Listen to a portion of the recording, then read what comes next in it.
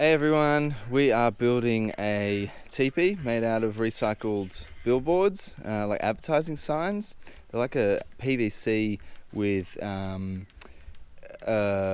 mesh impregnated into the center of it, and 2 bits of squished PVC plastic melted around it. So they're ridiculously strong, and they're a huge waste product. We've just gotten in touch with the people who do the advertising, and they just had pallets of them sitting in their warehouse.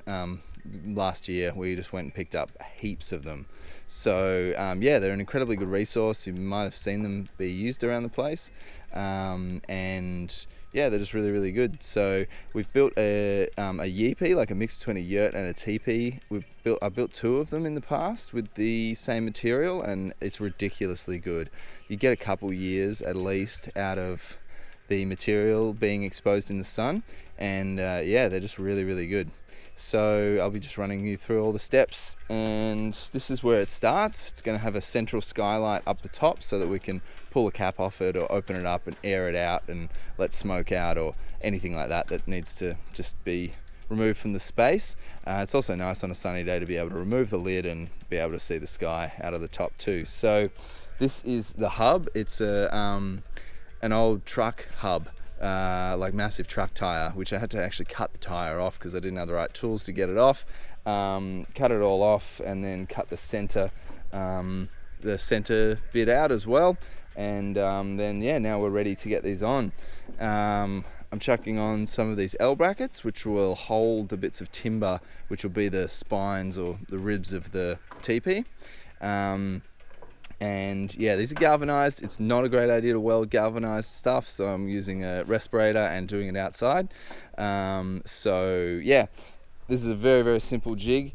How it works is you get one of these, you bolt it through the hole there onto the piece of wood, and one on the other side as well, and then you just weld the seams here, which I've done on this one. It doesn't need to be pretty because it'll be totally hidden, but these are really strong.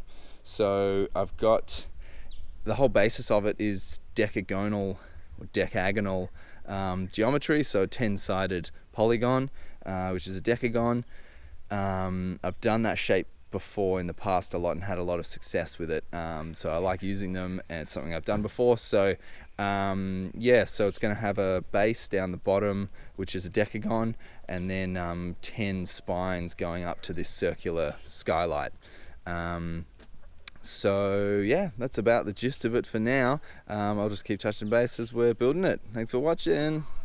Here's a bit better view of the jig that I'm using. So this piece of pine is secured to the plywood, and then around here, you probably can't see it, but around the edge of the whole hub I've traced a grey line pencil mark. So this hub will always sit in the same spot in relation to this. There's a hole drilled through the center of the pine, which the same bolt which will actually end up securing the wood, the final wood, the ribs of the teepee, to this. So it's the same size hole, so it'll all line up exactly the same. It's also the same size timber, so that the spacing is dead on. And here, probably can't see either, but I've marked I've marked 10 marks on here that jump around the edges. And the way that I did that was I measured from this side to this side of the hub, so I get the diameter of the hub, and then punch that diameter into a decagon calculator online. You can just put the diameter into it, and it told me how long each of the sides needed to be, and I measured out. I started one mark, measured out from that first mark, measured out that distance that the calculator gave me, and then did a second mark, and then from that one did the next one, and just bunny hopped all the way around. And although that's quite crude, by the time I got back to the first one, after doing all 10, it was only out by about 4 or 6 mil. So I just backed off a few of the last ones, a mil or 2, and that's totally fine to be accurate enough for what we're doing. The spines of the teepee are 4.8 meters long, so a couple mil deflection over 4.8 meters is totally fine. So yeah, I just go for it now and just weld these on, and then swivel the hub around to the next marking, make sure the next marking is in line with the center of this post, and then that's it. So here I'm just making a blank of, not a blank, a template I guess, of what the spines of the teepee will look like. This is 70 by 35 pine, of which we have 10 4.8 meter lengths, and yeah, this skylight's currently upside down, so this is the direction that the timber will go. And yeah, I'm just making sure that there's enough clearance, this hasn't come down too much, so that it'll butt into the skylight, and there needs to be some wiggle room because we don't know exactly what the angle is yet. Yes, I could have drawn it all up in SketchUp and found the exact angle and cut everything at the right angles to suit that, but from my experience, things don't really work like that. There's a really good technique called the put and look technique, where you put something somewhere and then you look at it. And that's definitely what we're running on here. So we need enough room to be able to have a little bit of wiggle room. The same with the clamps down on the bottom of the teepee as well. So yeah, So we've got Josh here starting to screw together the beginnings of the frame for the base, like what will become the floor, and also what will accept the other ends of the spines that run up the teepee. So they start at the skylight and go down to the ground, and they'll be meeting here. So here's Josh. He's a bloody legend. He's cut up 10 1.5 meter lengths. I chose 1.5 meters because our signs are 1.8 meters wide, and then you need 100 mil overlap on each side to be the seam when you sew it together, but we'll get to that. So I chose 1.5, so that's 100 mil on each side, so 200 mil is 1.7, gives us a little bit of extra playing room to be able to cut with. So I put it into the same decagon calculator, 1.5 meter edge on the decagon, and it gave me about 4.8 meters in diameter, so it's going to be a nice size teepee. So yeah, the way that we cut this, let's have a peep. I've got an angle here on the edge, which it's a decagon, so it's 10 sides. There's 360 degrees in a circle, so you divide 360 by 10, which is 36, and then because it's two sides meeting each other, they have to be half of 36, which is 18. So on the drop saw, we set the drop saw at 18 degrees, and we cut two cuts going both in towards each other like a V, and that's how we figure it out.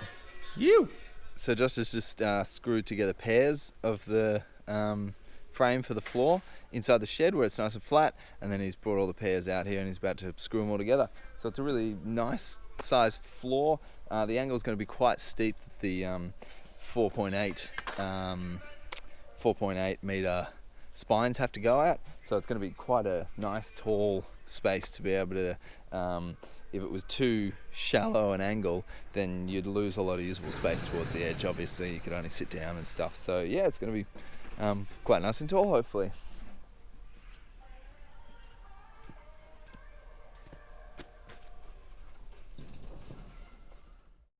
Finished welding all the supports onto this hub, and yeah, we're ready to go now.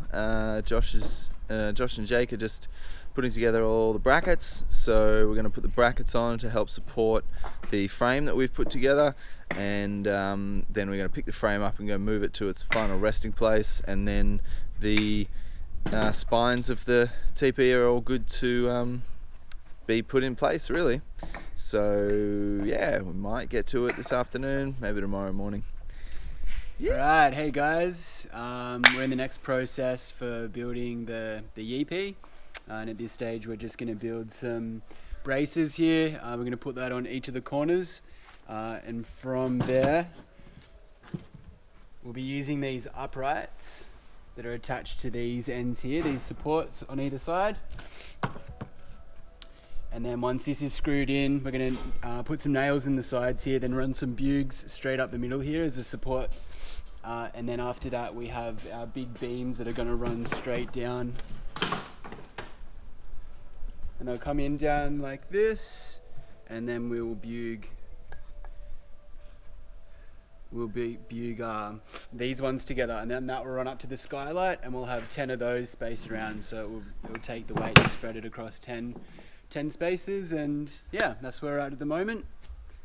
We are up to putting in these supports. So this is the thing Josh was talking about, to hold the bottom of the 4.8 meter timbers, which will be the spines.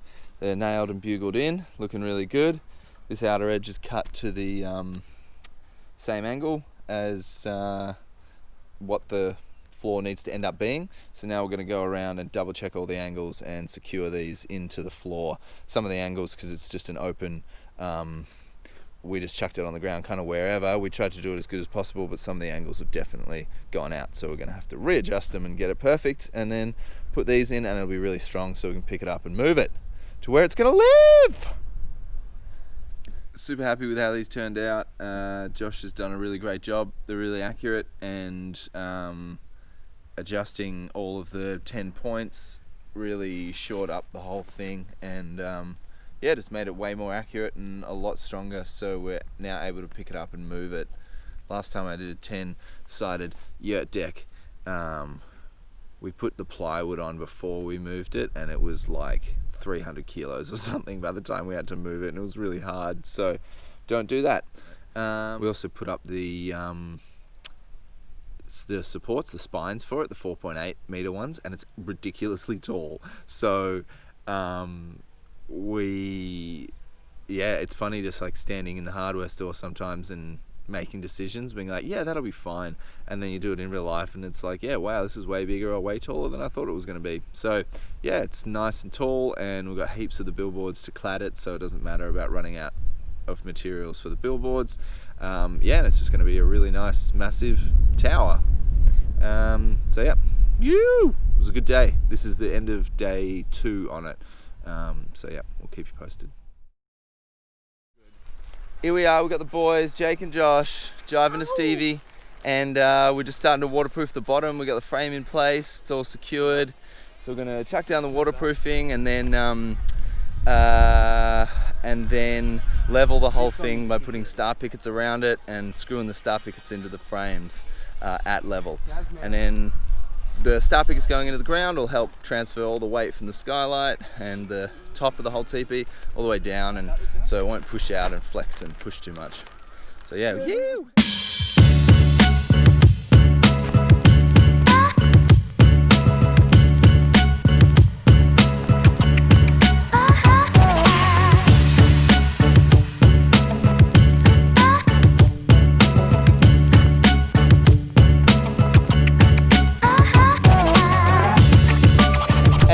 we go. It went up relatively smoothly, relatively quickly. No, it actually went up really quite quickly and smoothly. Yeah, I thought it was going to be super duper heavy because the hub's very heavy, and I thought it was going to be really tricky, but it's not. We had 6 or 7 of us, and we loosely bolted in the tops of the pre-drilled spines and had it flat on the ground, and then we lifted it up in the center, pushed it all up. Everyone grabbed a pole and pushed it all up, and then one of us ran around and screwed it all in with bugles, and it worked really well. And then we chucked the ladder up, and it's strong enough to support the ladder. Even the first time when I built one of these, which was like a mix between a yurt and a teepee, it was kind of like this, but it just had a teepee hat made out of the recycled billboards. We used 10 pallets, like 10-sided pallets standing up, and we called it a yeepee.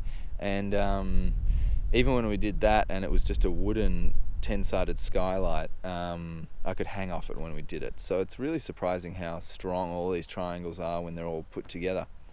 So yeah, it's looking really sick.